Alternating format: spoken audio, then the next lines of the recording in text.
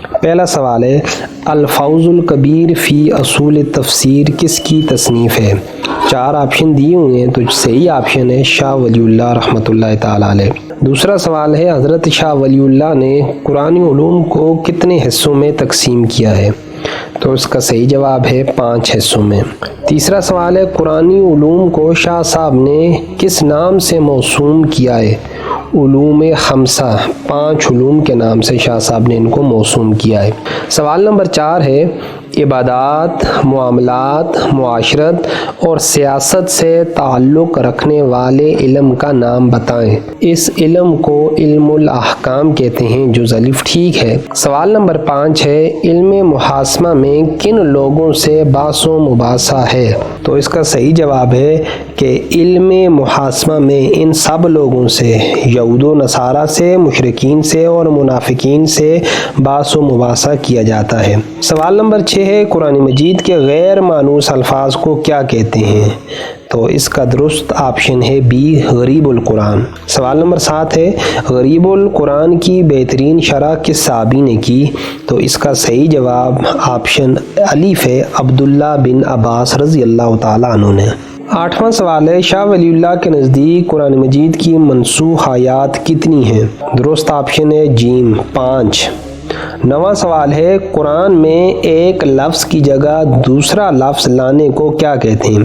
اس کو ابدال کہتے ہیں، اور 2021 میں جو لیکچرر کا پیپر ابھی کنڈکٹ کیا ہے پبلک سروس میں، اس میں یہ سوال پوچھا گیا تھا۔ سوال نمبر 10 ہے وہ کلام جو وہی مفہوم ادا کرے جس کے لیے وہ بنایا گیا ہے اسے کون سا کلام کہتے ہیں؟ اس کا درست آپشن ہے جیم محکم۔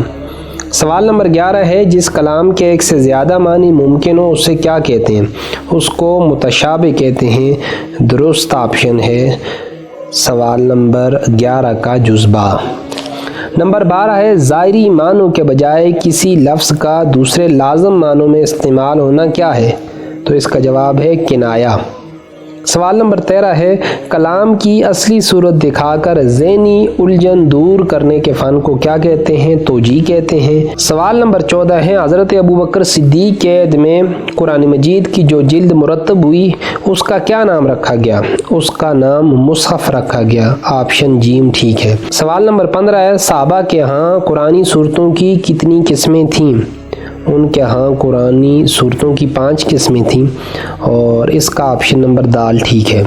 سوال نمبر 16 ہے لمبی لمبی صورتوں کا کیا نام رکھا گیا تھا؟ تیوال۔ یہ 7 لمبی صورتیں ہیں جن کو تیوال کہتے ہیں۔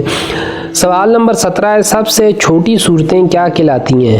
اس کا درست آپشن ہے جیم قصار مفصل۔ سوال نمبر 18 ہے 100 سے کم آیتوں والی صورتوں کا کیا نام تھا؟ ان کو مثانی کہتے ہیں، اس کی آپشن با درست ہے۔ سوال نمبر 19 ہے سانس کے پھیلاؤ کے لحاظ سے صورتوں کے اوزان کی کتنی قسمیں ہیں؟ آپشن الف ٹھیک ہے، 3 قسمیں ہیں۔ سوال نمبر 20 ہے طویل وزن والی صورت کی مثال پیش کریں، آپشن جیم نساء ٹھیک ہے۔ سوال نمبر 21 ہے سورہ اعراف اور سورہ انعام کس قسم کے وزن کی مثالیں ہیں؟ اس کا آپشن جیم ٹھیک ہے، متوسط۔ اور یہ جو ہمارے پاس کوسچن نمبر 22 ہے یہ بھی اس دفعہ لیکچرر اسلامیات جو پبلک سروس کمیشن نے کنڈکٹ کیا تھا اس کا پیپر، اس میں یہ سوال آیا ہوا تھا کہ کثیر وزن کی مثال کون سی صورت ہو سکتی ہے؟ آپشن دال شعراء۔ سوال نمبر 23 ہے کوئی بھی کلام قرآن کی برابری نہیں کر سکتا، یہ قرآن مجید کی کون سی خصوصیت ہے؟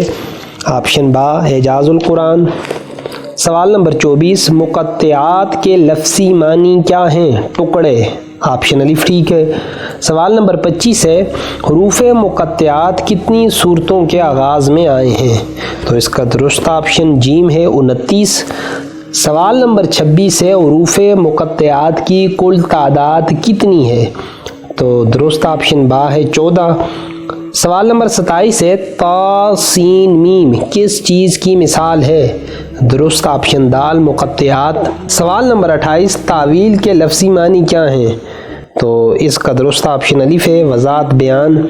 سوال نمبر 29 ہے کسی آیت کے ظاہری مفہوم کو چھوڑ کر کوئی اور مطلب اخذ کرنے کو کیا کہتے ہیں؟ تو آپشن نمبر جیم تعویل کہتے ہیں۔ सवाल नंबर 30 है, शरई इस्तिलाह में कुरान मजीद की आयात के मफहूम की वजाहत करने को क्या कहते हैं? ऑप्शन दाल तफसीर। सवाल नंबर 31, बुनियादी तौर पर तफसीर की कितनी किस्में हैं? ऑप्शन बा 2 किस्में हैं। सवाल नंबर 32 है, कुरानी हवाला जात अहादीस नबवी सल्लल्लाहु अलैहि वसल्लम और अक़वाल सहाबा की रोशनी में किसी आयत की वजाहत करना किस किस्म की तफसीर है?